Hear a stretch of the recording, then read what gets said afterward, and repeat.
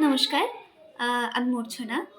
প্রথমেই সম্মানিত সুধীজন এবং পরম স্নেহের ভাই-বোনেদের প্রতি জানাই আমার আন্তরিক শুভেচ্ছা এবং অভিনন্দন।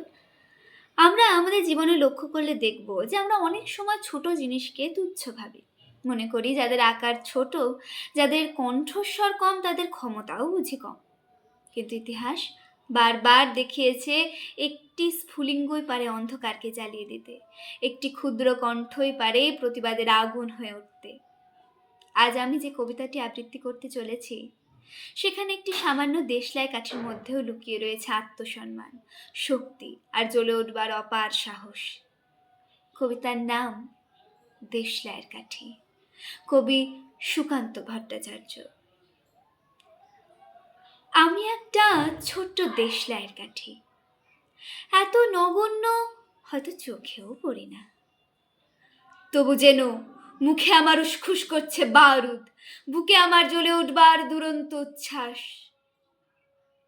আমি একটা দেশলাইয়ের কাঠি।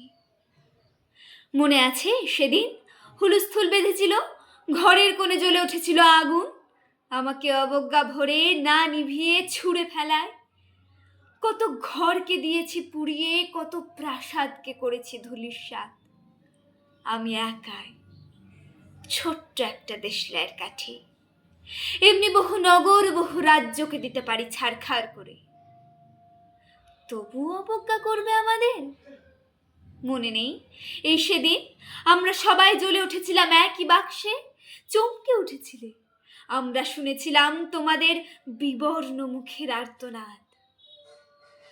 আমাদের কি অসীম শক্তি, তা তো অনুভব করেছ বারংবার।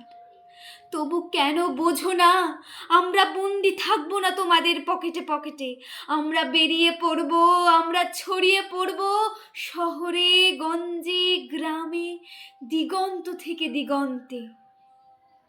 আমরা বারবার জ্বলি নিতান্ত অবহেলায়, তা তো তোমরা জানো, কিন্তু তোমরা তো জানো না কবে আমরা জ্বলে উঠব সবাই শেষবারের মতো। ধন্যবাদ।